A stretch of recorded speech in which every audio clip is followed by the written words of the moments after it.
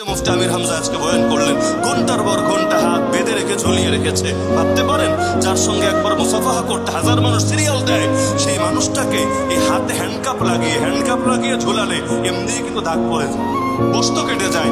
এভাবে ঘন্টার পর ঘন্টা ঝুলিয়ে রাখলে পরিণতিটা কেমন হতে পারে? তো এই যে আচরণগুলো করেছে, যাওয়ার আগ পর্যন্ত মনে হতো কি জানি, আসার পর মনে হয় আরে এই জিনিসের ভয় দেখায়, আমরা তো সেই নবীর সন্তান, আমাদের জাতির পিতা তো তিনি, যিনি আগুনে ছাপ দিয়েছেন, নমরুদের আগুনে ছাপ দিতেও তার অন্তর কাঁপে নাই, তা আমাদেরকে কিসের ভয় দেখাবে?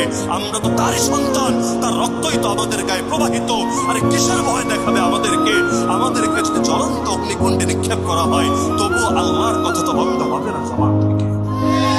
এই যুগে যেমন বাচ্চারা মিলে স্বৈরাচারের গদি উল্টে দিয়েছে, যেটা অনেক বড় বড় ফিগাররাও পারে নাই, আল্লাহ বাচ্চাদেরকে দিয়ে সেই কাজ করিয়ে নিয়েছে। সেমনি ভাবে দুইটা বাচ্চা মিলে আবু জাহালের খেল খতম করে দিয়েছে।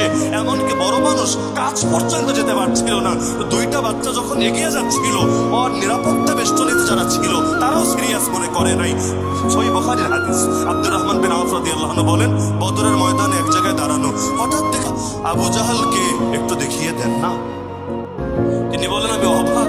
আরে যুদ্ধের ময়দান এমনি টেনশনে, কারণ বদরের ময়দানে অস্ত্রও নাই, ঘোড়াও নাই, উটও নাই, যুদ্ধের প্রস্তুতিও নাই, বাহিনীর সংখ্যাও ওদের চাইতে 3 গুণ কম। কি হবে এখন? এমনি পেরেশানিতে। এর মধ্যে বলে আবু জাহালরে দেখবে। তিনি বললেন, ভাতিজা, আবু জাহাল দেখে কি করব, তোমাদের কি কাজ বলো? সে তো যুদ্ধের নেতা, আজকে কমান্ডার ইন চিফ, তাকে দেখে তোমাদের কি কাজ?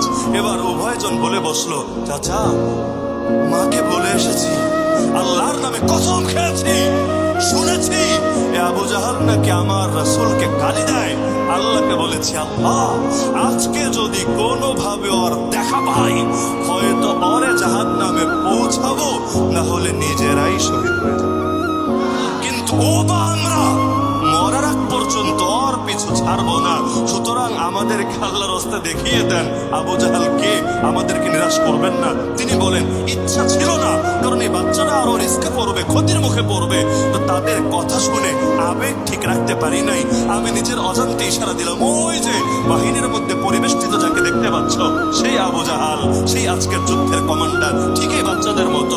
যখন নেমেছিল, অনেকে বলেছিল, হায় হায়, সম্ভাবনাময় প্রতিভাগুলো ঝরে যাবে, ওরা কত কিছু করতে পারতো দেশের জন্য, এখন গুলি খেয়েই মনে হয় খেল খতম হয়ে যাবে। আর যখন স্লোগান দিল, তুমি কে আমি কে, ওই সময় তো মানুষ বললো, ছি, এ কথা বলার দরকার ছিল, এখন তো ওদেরকে শেষ করে দিবে। কারণ ভেবেছে সবই মনে হয় 5ই মেয়ের মতোই হবে। সে 11 বছর আগে যেমন সব শেষ করতে পেরেছে, 11 বছর পর মনে হয় পারবে। কিন্তু জানে না, ফয়সালা আল্লাহর পক্ষ থেকে আসে। আল্লাহ যদি গদি উল্টানোর ফয়সালা করে দেন, আরে তখন মোদি কেন, মোদির চর্চা করছে মিলেও পারে না তো রাখতে। তাহলে এবার যখন ইশারা দিলেন, সঙ্গে সঙ্গে তিনি বলেন, 5 পাখির মতো 2 বালক ছুটে গেল সেদিকে। এখন সঙ্গে যে গার্ডরা ছিল, এরাও সিরিয়াস না, একদম সিরিয়াস ছিল না, কারণ ভেবেছে 2টা বাচ্চা দৌড়ে আসছে, কি বলবে? এসে মনে হয় বলবে, আঙ্কেল আঙ্কেল আঙ্কেল, আমার বাবারে মাইরেন না, আমাদের কে খাওয়াবে?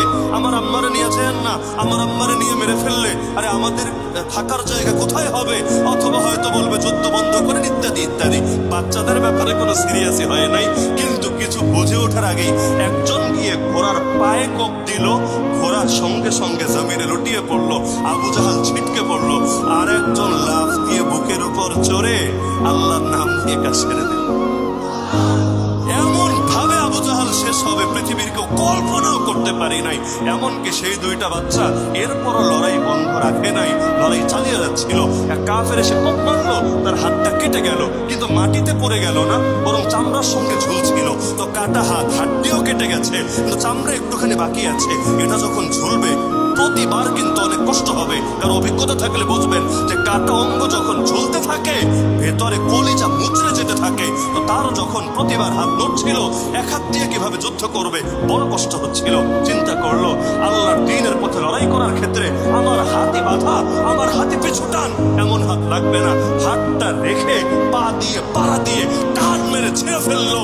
এরপর ঠিকই কাফেরের বিরুদ্ধে লড়াই চালিয়ে গেল। আবেগ কাকে বলে দেখেছেন?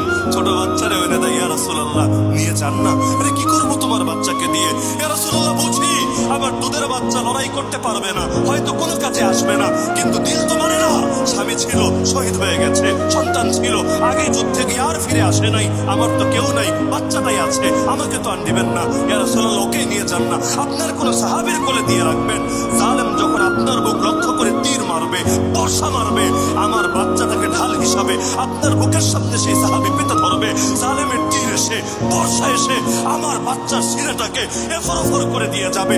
আমার বাচ্চার প্রাণের বিনিময় হলো ইয়া রাসূলুল্লাহ, ইয়া নবী আল্লাহ, আপনার প্রাণ তো হেফাজত থাকবে।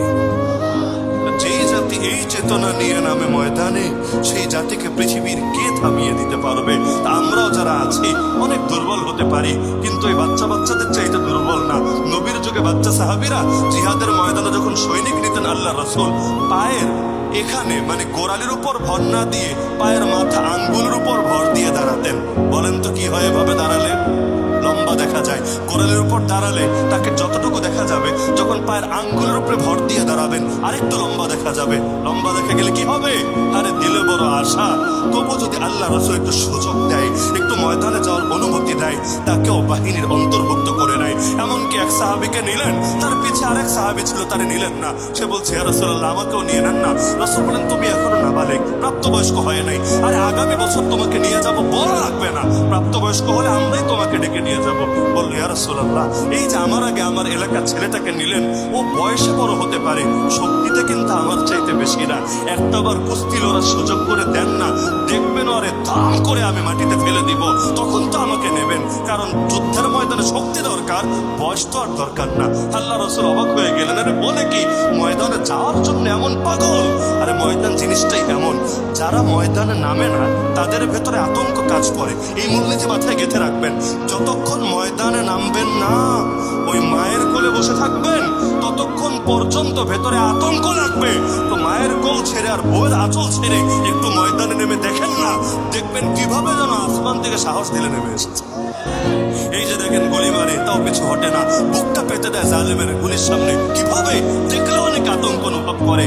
আমার আগ পর্যন্ত এমনই মনে হয়, একবার নামেন এমনি ভয় দূর হবে, তখন ছটফট করতে থাকবেন নিজেও শহীদের সঙ্গে মিলিত হওয়ার জন্য। আমরা জেল খাটার আগে, বাস্তব কথা এটা, অস্বীকার করার কিছু নাই, জেল খাটার আগে জেল নিয়ে যতটুকু আতঙ্ক ছিল, যদিও আল্লাহর জন্য এটাকে পরোয়া করি নাই, তো ভেতরে মনে হতো জেল কি না কি জিনিস, ইমান কেমন না কেমন জিনিস, কেমনে জানি পিটাবে, কেমনে জানি মারবে, কেমনে জানি ঝোলাবে। এই যে মুফতি আমির হামজা আজকে বয়ান করলেন, ঘন্টার পর ঘন্টা হাত বেঁধে রেখে ঝুলিয়ে রেখেছে। ভাবতে পারেন যার সঙ্গে একবার মুসাফাহা করতে হাজার মানুষ সিরিয়াল দেয়, সেই মানুষটাকে এই হাতে হ্যান্ডকাপ লাগিয়ে ঝোলালে এমনি কিন্তু দাগ পড়ে যায়, গোস্ত কেটে যায়। এভাবে ঘন্টার পর ঘন্টা ঝুলিয়ে রাখলে পরিণতিটা কেমন হতে পারে? তো এই যে আচরণগুলো করেছে, যাওয়ার আগ পর্যন্ত মনে হতো কি জানি, আসার পর মনে হয় আরে এই জিনিসের ভয় দেখায়, আমরা তো সেই নবীর সন্তান, আমাদের জাতির পিতা তো তিনি, যিনি আগুনে ছাপ দিয়েছেন, নমরুদের আগুনে ছাপ দিতেও তার অন্তর কাঁপে নাই, তা আমাদেরকে কিসের ভয় দেখাবে? আমরা তো তারই সন্তান, তার রক্তই তো আমাদের গায়ে প্রবাহিত, আরে কিসের ভয় দেখাবে আমাদেরকে? আমাদেরকে যদি জ্বলন্ত অগ্নিকুণ্ডে নিক্ষেপ করা হয়, তবু আল্লাহর কথা তো বন্ধ হবে না সমাজ থেকে। তো সেই সাহাবীরা এতটা কোরবানি করেছেন, তো কুস্তি শুরু হয়েছে। এবার কানে কানে গিয়ে বলে, ভাই আসলে তো তুমি বয়সেও বড়, শক্তিতেও বড়, তুমি যদি আমার সঙ্গে শক্তি প্রয়োগ করো আমি কুলি উঠতে পারবো না তোমার সাথে, কিন্তু দেখো নবী তোমাকে কবুল করে নিয়েছেন, আর নবী একবার যাকে কবুল করে তাকে রিজেক্ট করে না। আল্লাহর ওয়াস্তে একবার স্যাক্রিফাইস করো, একবার কোরবানি করো, একবার একটু পরাজয় মেনে নাও নিজের ইচ্ছায়। আমরা দুইও ভাই হাতে হাত রেখে কাঁধে কাঁধ মিলিয়ে জান্নাতের সফরে সঙ্গী হবো ইনশাআল্লাহ। সেই সাহাবেরও মন গলে গেল, ইচ্ছাকৃত ভাবে তিনি ধপাস করে পড়লেন। সবাই ভাবলো ছোটটা শক্তিতে ফেলেছে, আসলে শক্তিতে পড়ে নাই, ইচ্ছাকৃত ভাবেই পরাজয় মেনে নিয়েছেন। আল্লাহ রাসূল উভয়কে নিলেন, উভয় জান্নাতের সফরে সঙ্গী হলো। আমাদের মধ্যে এমন একতা করে তুলতে হবে। হ্যাঁ, আপনার দল মত, আপনার এলাকা, আপনার গ্রাম, আপনার মুখের ভাষা অনেক কিছু ভিন্ন হতে পারে, কিন্তু লক্ষ্য যাতে ভিন্ন না হয়, উদ্দেশ্য যাতে ভিন্ন না হয়, আল্লাহর জমিন, আল্লাহর দিন জিন্দা করার আগে এই পথ থেকে বিচ্যুত যাতে না হয়। মনে থাকবে তো ইনশাআল্লাহ। আমি মনে করি আগামী বাংলাদেশে সবাই এই ব্যাপারে একমত হলেই আমাদের বিজয়ে কোনো বাধা থাকবে না। যে আমাদের পরিচয় যাই হোক না কেন, দিন বিজয়ের ব্যাপারে আমরা এক, আমরা কেউ কাউকে দিন বিজয়ের ক্ষেত্রে বাধা দেব